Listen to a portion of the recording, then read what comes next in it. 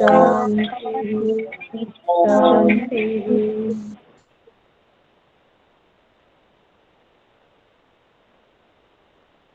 वैशेषिक दर्शन में हम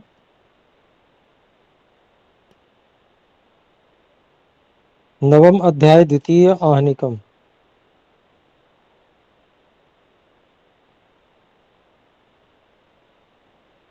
के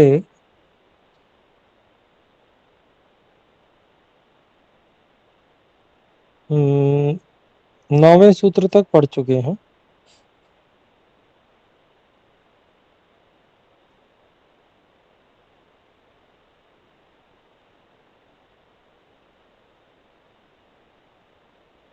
यहाँ तक हम में से जो भी कोई प्रश्न यदि पूछना चाहते हैं तो कृपया हस्तोत्थापन द्वारा सूचित करें। जी बहन रिया जी बोल सकते हैं। जी ओम नमस्ते गुरुजी। गुरुजी मेरी जी शंका नमस्ते। सप्तमोऽध्यायः द्वितीय आहनिकम्। यह जो सूत्र 4 है। 4 जी जी गुरुजी ये सूत्र अर्थ मुझे स्पष्ट है इसमें कि ये यहाँ पर यही बात समझनी है कि सभी ये जो संख्या है वे द्रव्य गुण और कर्म में समान नहीं होंगे। ये द्रव्य में ही होंगे क्योंकि संख्या एक गुण ही है, तो गुण में तो हो नहीं सकती। लेकिन इसके सूत्र के अंत में जो एक प्रश्न के रूप में 5वें सूत्र के आरंभ में जो प्रश्न के रूप में कह रहे हैं कि ननु कथम उच्यते सर्वैकत्वं न संख्यायाः। तो यहाँ पर ये जो बात कह रहे हैं कि संख्या जो है वो समान रूप से वो नहीं है विद्यमान, यानी द्रव्य में है बाकियों में नहीं है। तो एक गुण एक रस इत्यादि जो हम कहते हैं वह कैसे? गुरुजी ये बात तो जैसे कि एक गुण है, गुण में भी रूप रंग इत्यादि एक एक ही है। इसको कैसे यहाँ पर स्पष्ट नहीं समझ में आ रही बात गुरुजी, ये वाली इनको कैसे अलग कह रहे हैं? जी एक मिनट। जी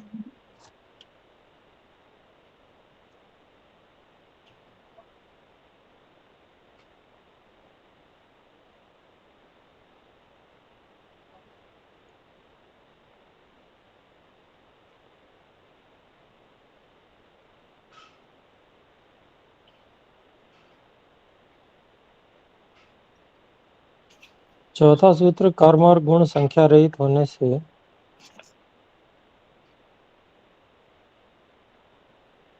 सभी द्रव्य गुण कर्म में संख्या नहीं रहती है, इस बात को कह रहा है। जी गुरुजी।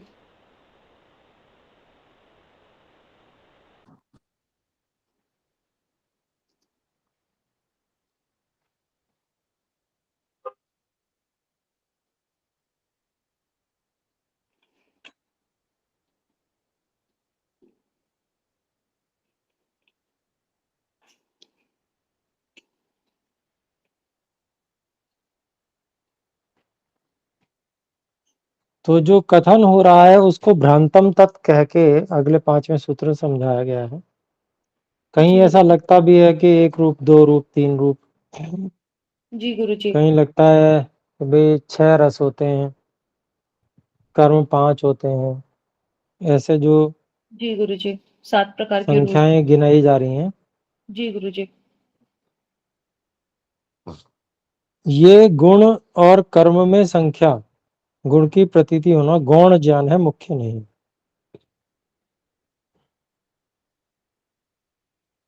जी मतलब गौण ज्ञान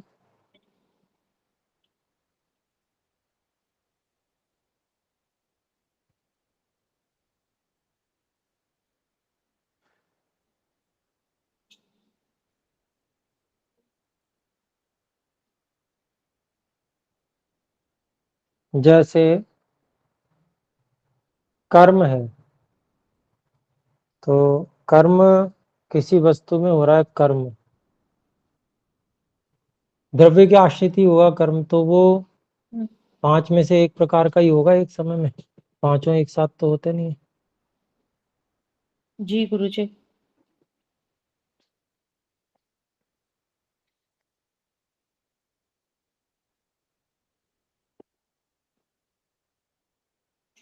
जैसे उत्क्षेपण तो इत्यादि तो जैसे एक ही हाँ बल। हाँ, अब 5 द्रव्य हैं मान लीजिए, 5 गेंदें हैं, 5 गेंदों में 5 प्रकार का कर्म हो रहा है मान लीजिए। जी गुरु जी। किसी में उत्क्षेपण, किसी में अवक्षेपण, ऐसे 5 कर्म हो रहे हैं। तो 5 द्रव्यों में हो रहे हैं 5 कर्म।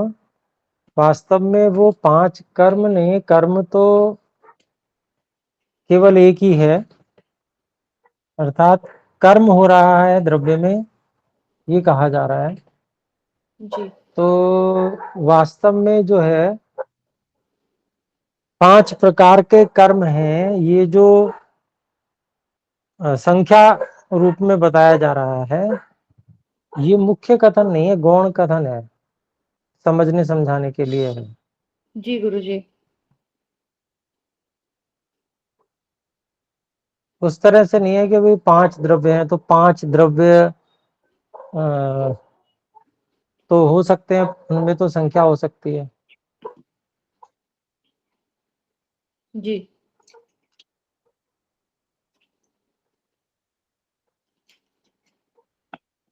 यानी ये जो लेकिन संख्या। हाँ, जी। कर्म 5 नहीं हो सकते। हम्म,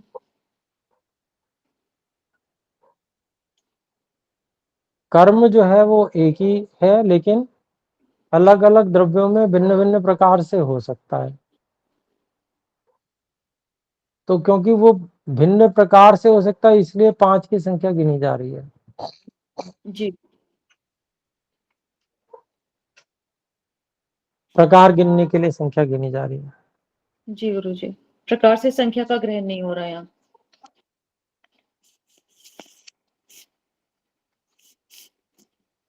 और यह भी जो एक कह रहे हैं एक कर्म है या एक गुण है किसी द्रव्य में, तो वह भी गौण है गुरु जी, ऐसा इसको समझना है, वह भी संख्या के रूप में नहीं हाँ, समझना उसको। कर्म है ये कहा जाएगा, एक कर्म कहना ये गौण कथन है। जी एक गुरु जी। द्रव्य में कर्म है। हम्म, एक द्रव्य में कर्म है। जी गुरु जी।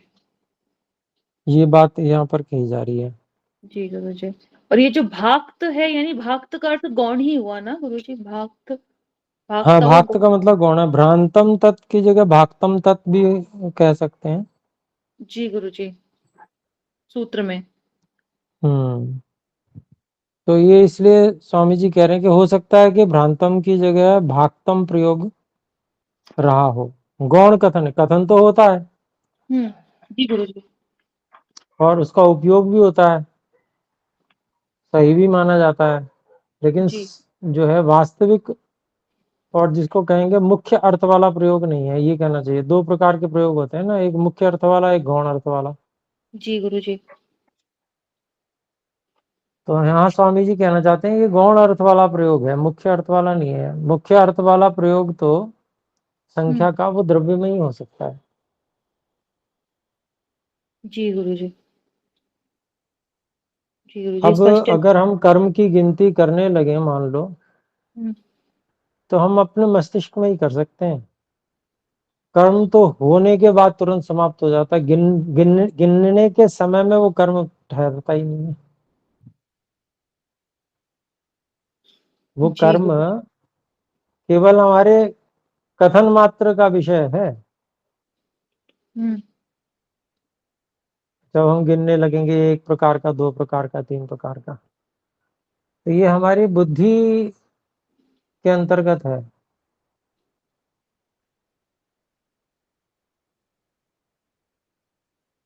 अगर एक गेंद में 5 प्रकार के कर्म किए जाएं,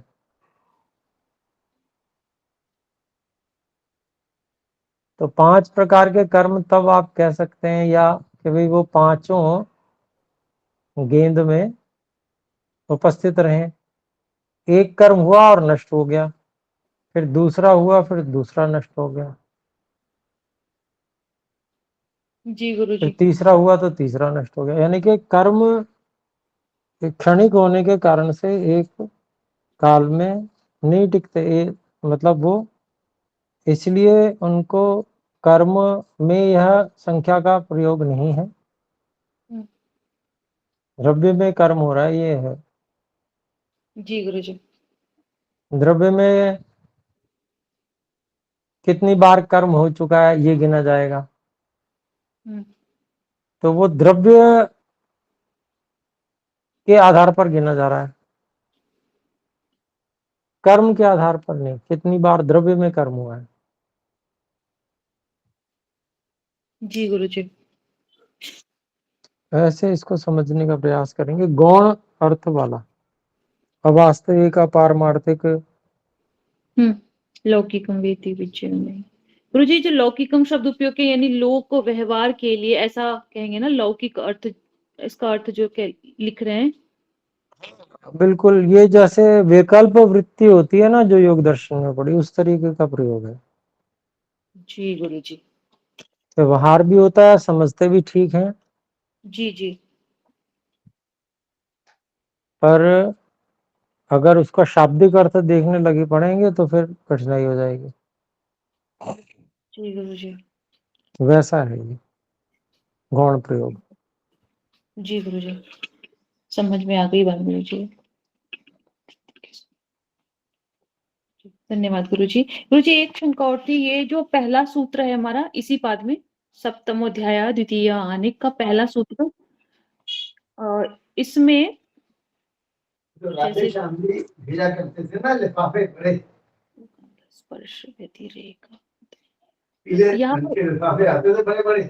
जी जी बोले। गुरुजी यहाँ पर रूप रस गंध राधेश्याम स्पर्श उनकी डेथ हो गई परसों। व्यतिरेकाद और उसके बाद अवग्रह दे रखा है क्या है? गुरुजी, काद अर्थांतरम तरमेकत्वम। गुरुजी यहाँ अवग्रह चिन्ह जो दे रखा है, मतलब वो क्या मेरी पुस्तक में टंकन दोष है या फिर वो वहां होगा?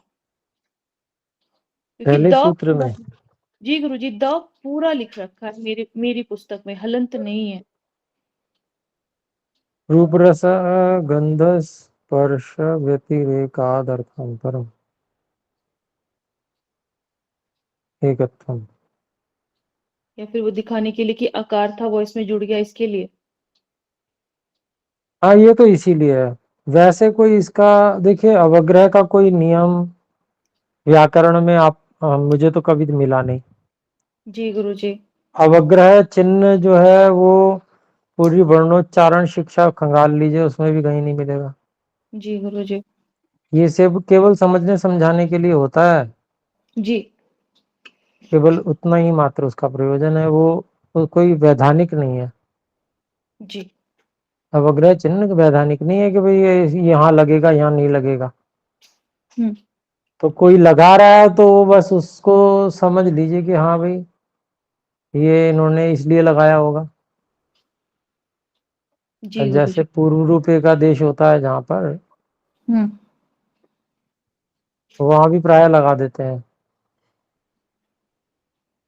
जी तो या कहीं पर भी इस तरीके का लगा देते हैं वो, पर नियम नहीं है, कोई जी नियम गुरुजी। नहीं है उसका, ना ही जी उसका कहीं कोई ऐसा एक भी कोई सूत्र या कोई ऐसा परिभाषा, कहीं वर्णन किंचित मात्र भी कहीं दिखने में नहीं आता पूरे व्याकरण में, हमें तो अभी तक नहीं मिला। और नजर से ओझल हो गया हो या नहीं दिखा हो वो अलग विषय जी है। गुरुजी, ने देखा था गुरुजी, ढूंढा था, नहीं मिला था कहीं भी कुछ भी, नहीं हम्म। खोजा था गुरुजी। तो इसलिए इसके लिए परेशान नहीं होना। जी गुरुजी। आप तो इसको मान के चलो कि है ही नहीं। जी तो गुरुजी। व्यतिरेकात अर्थांतरम, जी गुरुजी। व्यतिरेकात्ता को द हुआ है, बस इतना हुआ है, वो आप जानते हैं कैसे हुआ है। जी गुरुजी। ठीक है जी। जी गुरुजी, स्पष्ट है बात। धन्यवाद गुरुजी, शेष अभी स्पष्ट है।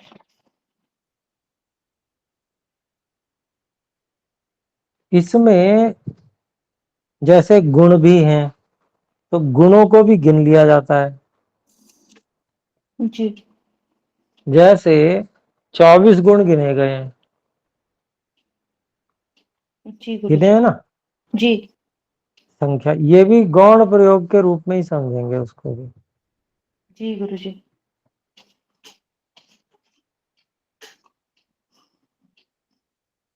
संख्या जो है वो गुणों में नहीं, द्रव्यों में ही देखी जा सकती है, व्यावहारिक विशेष व्यवहारिक रूप में, जिसे कहते हैं कि तात्विक रूप में। क्योंकि जो द्रव्य है वो स्वयं जिसको कहते हैं ना समवायी कारण है। जी और जो जो समवायी कारण नहीं बन सकते उसमें फिर संख्या केवल गौण प्रयोग ही होगा, क्योंकि गुण तो कभी समवायी कारण बनता नहीं है, कर्म भी नहीं बनता समवायी कारण, वो जी हमेशा असमवायी कारण बनते हैं, जी है ना। जी गुरु जी। तो संख्या का प्रयोग जो है मुख्य अर्थ में केवल जैसे द्रव्य में ही मुख्य हो सकता है, अन्यत्र अगर देखा जाता है तो वो जो है गौण प्रयोग ही माना जाएगा। लगता यूं ही है कि जैसे अरे प्रयोग तो हो रहा है, गिनती भी गिन रहे हैं, परंतु अगर तात्विक दृष्टि से देखेंगे तो गुण अपने आप में गुण के ठहरने की कोई व्यवस्था नहीं है। गुण हमेशा द्रव्य में ही आश्रित होता है। गुण को हम अलग से गिनती नहीं कर सकते हैं, जी द्रव्य के साथ में ही गिनना पड़ेगा उसको। जी गुरु जी। जैसे आजकल के लोग जो हैं ध्वनि की तरंगे बोलते हैं, आपने भी सुना होगा। जी गुरु जी। तो ध्वनि की तो कोई तरंग हो नहीं सकती, ध्वनि तो स्वयं अपने आप में गुण है, गुण की कोई तरंग नहीं होती। आकाश की तरंग बोली जा सकती है, वायु की तरंग, आकाश की तरंग।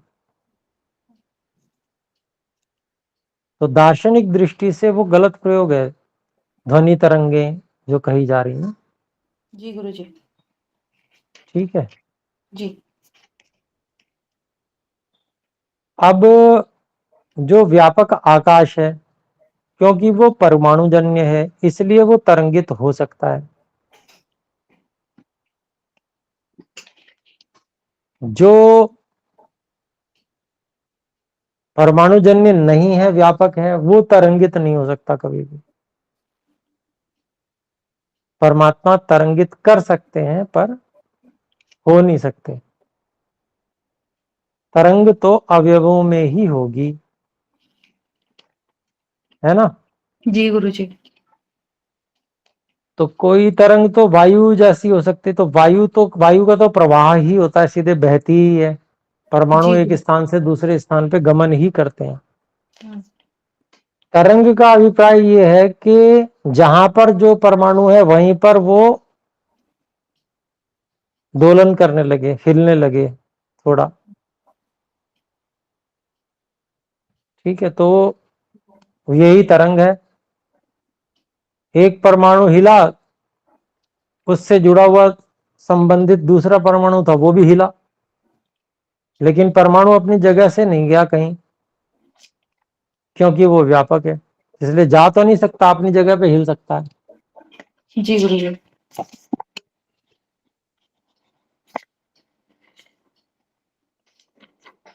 और क्योंकि आकाश के परमाणु में अवकाश प्रदान का भी एक गुण है, तो इसलिए जाना आना भले ही ना हो लेकिन अपने अंदर प्रवेश दे देता है वो।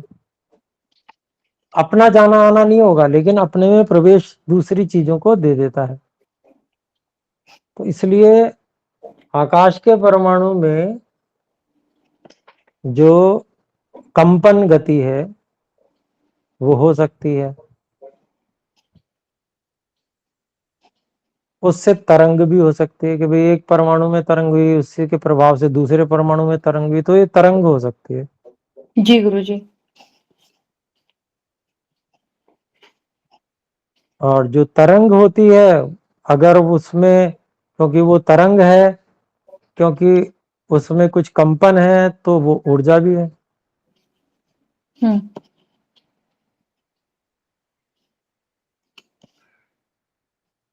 तो वो अत्यंत सूक्ष्म ऊर्जा समझ सकते हैं उसको, कंपन तरंग वाली, आकाश में तरंग वो जी ध्वनि तरंग नहीं कह सकते उसको, ध्वनि जी तो गुण है।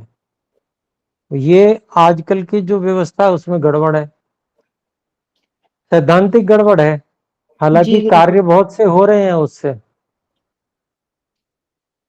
और सही सही भी हो रहे हैं, ठीक ठीक कार्य हो जा रहे हैं, लेकिन तात्विक दृष्टि से गड़बड़ है तो मतलब कहीं ना कहीं इसके कारण से वो बहुत सारी गलत चीजों में भी चले जाएंगे, समझ नहीं पाएंगे चीजों को सही सही रूप में। जी तो विज्ञान भी उतनी सूक्ष्म स्तर का प्रकट नहीं होगा। काम चल जाएगा, जहां तक मोटा मोटा चल रहा है काम वहां तक चल जाएगा, सूक्ष्म स्तर का विज्ञान प्रकट नहीं हो पाता।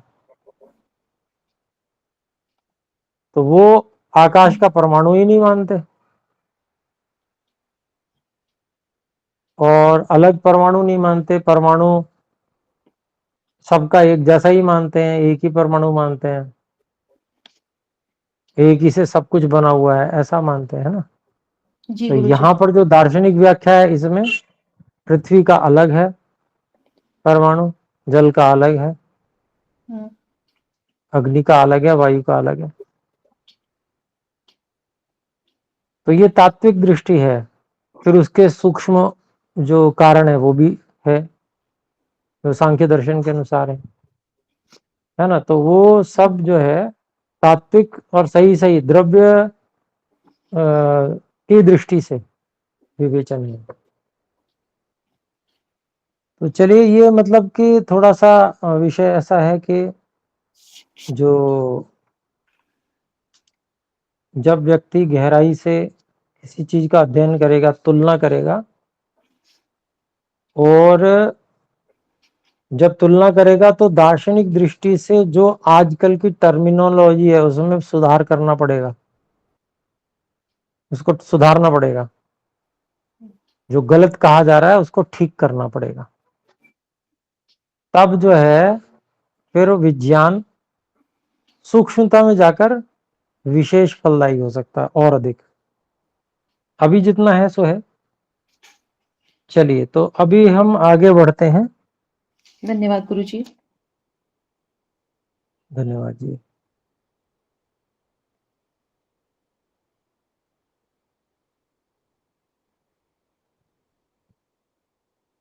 स्वप्नांतिकम धर्माच्च ये हम पढ़ चुके थे।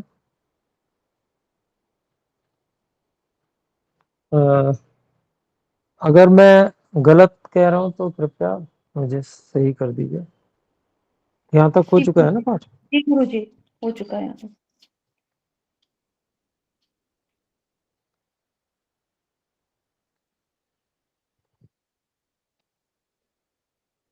तो बात चल रही थी कि निद्रा का ज्ञान आत्मा और मन के संयोग विशेष से तथा आत्मा की अपनी शक्ति, जिसे धर्मात् कहा है, उससे होता है। तो ज्ञानों का विवरण चल रहा है, कितने प्रकार के कौन कौन से ज्ञान होते हैं। निद्रा ज्ञान की बात चल रही थी, उसके विषय में बताया कि कैसे होता है ये ज्ञान निद्रा का।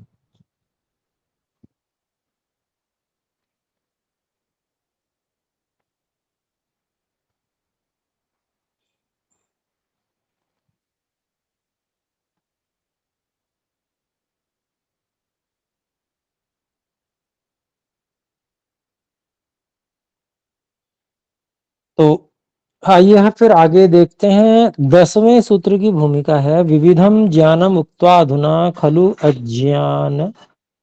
अज्ञानम उच्यते। सूत्र द्वयन, विविध प्रकार के ज्ञानों को कहकर अब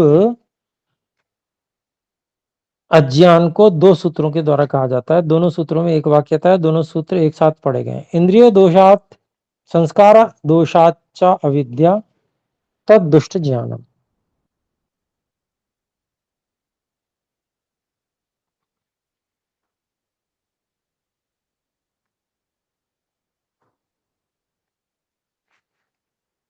तो अभिप्राय हुआ कि इंद्रियों की न्यूनता आदि दोष और संस्कारों के दोष से मिथ्या ज्ञान उत्पन्न होता है। एक तो इंद्रिय में ही दोष हो, जैसे मान लीजिए किसी को पीलिया हो गया है, आंख में भी पीलापन रहता है तो उसको पीला पीला दिखता है, सफेदी नहीं दिख पाती। ऐसे ही पहले से संस्कार गलत बना रखे हैं किसी चीज के विषय में, तो वास्तविकता दिख ही नहीं पाती। जैसे संस्कार बना रखे हैं शरीर के विषय में बड़ा सुंदर है, तो इसमें से मल निकलता रहता है और दुर्गंध निकलती रहती है, ये बात ध्यान नहीं रहती, याद ही नहीं रहती। तो मिथ्या ज्ञान, उल्टा ज्ञान जो है वो प्रभाव डाल देता है, फिर विपरीत ज्ञान होता है।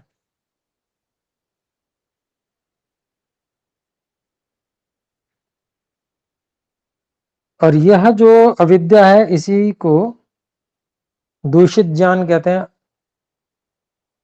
दुष्ट ज्ञानम, दोषयुक्त ज्ञान है ये। आइए भाष्य को देखते हैं। अनयो सूत्रो एक वाक्यता अस्ति, इसके बाद में इंद्रिय दोषात, नेत्रादि इंद्रिय विकारादि विकारात, नेत्राद इंद्रिय विकारात, नेत्र से या इंद्रिय के विकार से। आगे कहते हैं इंद्रियाणाम अल्प दर्शन आदि शक्तिमत्वात्, तो इंद्रियों के कम देख सकने आदि जो उनकी शक्ति है उस न्यूनता रूप शक्ति वाला होने से, या कामला आदि रोग ग्रस्तत्वात्, कामला आदि रोग से ग्रस्त होने के कारण से। फिर आगे कहते हैं संस्कार दोषाच्च, मानसिक वासना आदि वशात च अविद्या अज्ञानम भवति। तो संस्कार दोषात को बोलते हैं कि मानसिक जो वासना बनी हुई है, संस्कार जो इकट्ठे हुए हैं, उनके कारण से अज्ञान होता है, अविद्या में फंसता है व्यक्ति। आगे देखते हैं न च ज्ञाना भावो अत्र अज्ञानम, ज्ञान का अभाव मात्र यहाँ पर अज्ञान नहीं है, किंतु बल्कि तत् दुष्ट ज्ञानम, तत् खलु दुष्ट ज्ञानम विपरीत ज्ञानम। तो वो जो अविद्या कही गई है वो क्या है? गलत ज्ञान है, खराब ज्ञान है, विपरीत ज्ञान है। यथा द्विचंद्र दर्शनम शंख पीतत्व दर्शनम, जैसे चंद्रमा होता एक ही है लेकिन दो दिख रहे हैं किसी को, ऐसे ही शंख है सफेद लेकिन पीला दिख रहा है। दुख बहुल भोगे सुख ज्ञानम, दुख जिसमें बहुत अधिक है ऐसे भोग में सुख का ज्ञान करना, सुख ही सुख दिखना। हित वचने अहित भानम, किसी को हित कहा जा रहा है, हितकारी बात बताई जा रही है, उसमें उसको अहित लगता है अपना। अभय भय जानम, जहां निर्भयता है उसमें भय होता है, जैसे कितने ही लोगों को मोक्ष से डर लगता है। जहां सब बिल्कुल निर्भयता है, स्वतंत्रता है, उसी से डर रहा है वो व्यक्ति। बताइए कितनी विचित्र बात है, ये उल्टा ज्ञान है। अभय भय जानम, फिर भय अभय भानम, जहां डरना चाहिए वहां पर अपना निशंक हो गया हो, कोई डर नहीं है इत्यादि का ऐसा समझना चाहिए।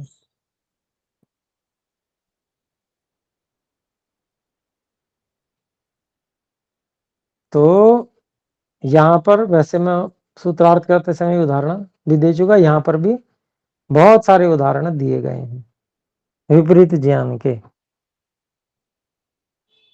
और ये इसमें इंद्रिय का दोष भी कभी कभी होता है, पर अविद्या में अधिकांश मन की वासना कारण है। हमने भोग को हमेशा ऐसे ही भोगा कि एक पक्षीय बात उसमें सोची समझी, जो क्षणिक सुख है उसी को ही, केवल उसी पे हम एकाग्र रहे, उसी को पूरी एकाग्रता के साथ भोगा है हमेशा, इसलिए बाकी सब कुछ कुछ भी याद नहीं रहता। अर्थात जहां एकाग्रता होनी चाहिए वहां एकाग्रता नहीं, उल्टे काम में एकाग्रता कर ली थी, और एकाग्रता होने के कर लेने के कारण से बाकी सब चीजें हट गई, भूली गई, बाकी जितने दुख थे वो ध्यान में नहीं रहे। इसलिए जब जैसे ही भोग को देखता है व्यक्ति, एक ही भाव बनता है, ना उसे कोई दुर्गंध नजर आती है वहां पर है, पर कभी कभी याद भी आ जाती होगी, पर उसको हटा देता है, हटा के सेंट लगा लेता है, बॉडी स्प्रे ये वो तमाम चल गए, अपने को भी लगाता है, दूसरे को भी लगाता है, कि दुर्गंध का निवारण तो ऐसे हो गया।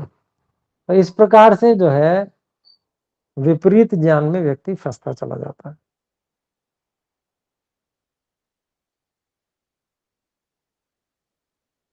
फिर आगे देखते हैं, न तथा विद्या कथम तरही। तो विद्या जो है वैसी नहीं है जैसी अविद्या है, दुष्ट ज्ञान है। तो कैसी है कथम तरही, तो उच्चते बताते हैं, अदुष्टम विद्या। वो तो दुष्ट ज्ञान है, खराब ज्ञान है, विपरीत ज्ञान है, लेकिन विद्या कैसी है, वो विपरीत ज्ञान नहीं है, वो सीधा सीधा ज्ञान है। भाष्य छोटा सा है, देखें, अदुष्टम विद्या, अदुष्टम ज्ञानम विद्या भवति, जो खराब नहीं है, गलत नहीं है, विपरीत नहीं है, ऐसा ज्ञान विद्या होती है। न केनापि कारणेन बाधकेन वा दुष्यते, किसी भी कारण से या बाधक से वो दूषित नहीं हो सकता, बाध्यते न खंडित नहीं हो सकता। सर्वत्र सर्वदा तथैव अवतिष्ठते, वो हमेशा हर जगह पे वैसा का वैसा ही मिलेगा आपको, ज्यों का त्यों, उसमें कोई बदलाव नहीं होता, वो वैसा का वैसा ही है। वो सही बात है, सत्य है वो।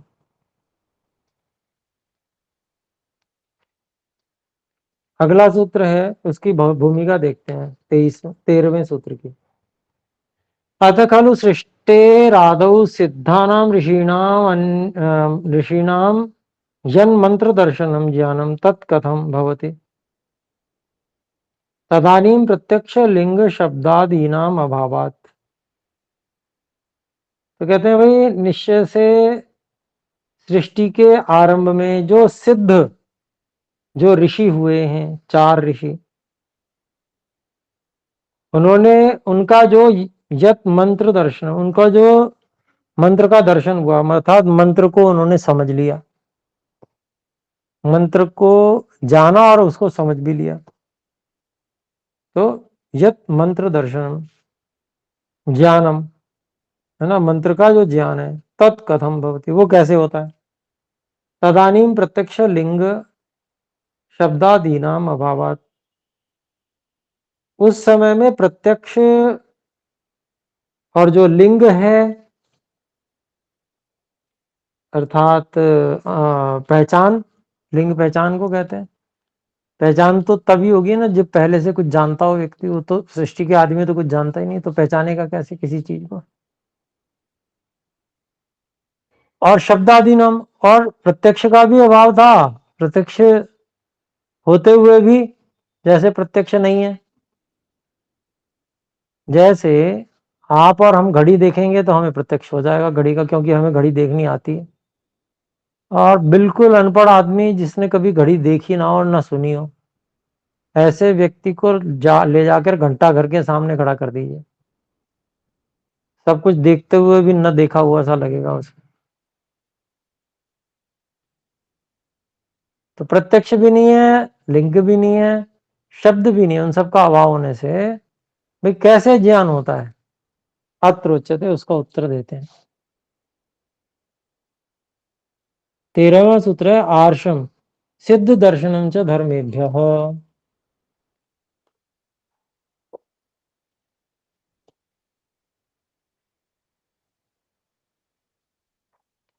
तो कहते हैं, सृष्टि के आरंभ में होने वाले ऋषियों को ईश्वर से प्राप्त होने वाला जो ज्ञान है,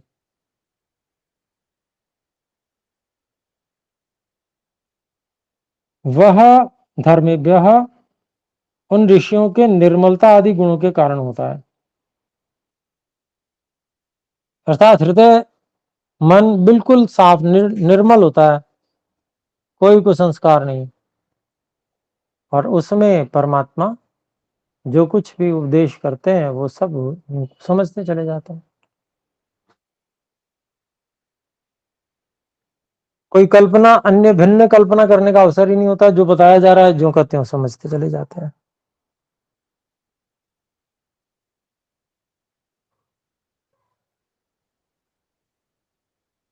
तो वो धर्म है, मत अर्थात वो उनके जो पूर्व जन्मकृत कर्म है वो ऐसा विशेष है धर्म कि जिससे उन्होंने पिछले जन्म में ही अपने मन को लगभग पूरा निर्मल जैसा बना लिया था, बस मुक्ति होना बाकी रह गई थी, अंतिम कार्य बाकी रह गया, तभी प्रलय हो गई।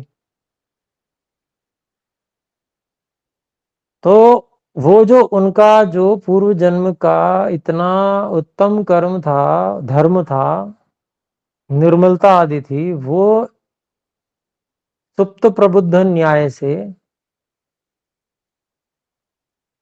जो अगला जन्म, अगली सृष्टि में नया प्रथम जन्म मिला, उसमें उनको वैसा ही स्वच्छ हृदय, निर्मल हृदय मिल गया।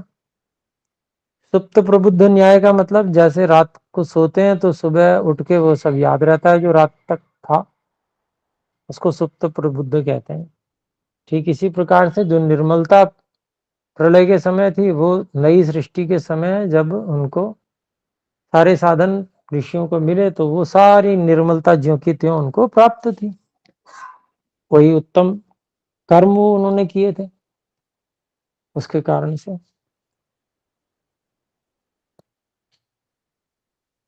तो आइए देखें, इसका भाष्य है। गुरुजी समय हो गया। अरे ये तो बहुत ज्यादा हो गया, आपको पहले भी ध्यान दिला देना था। चलिए तो 13वां सूत्र फिर पढ़ेंगे। आइए एक बार ओम का उच्चारण करें। ओ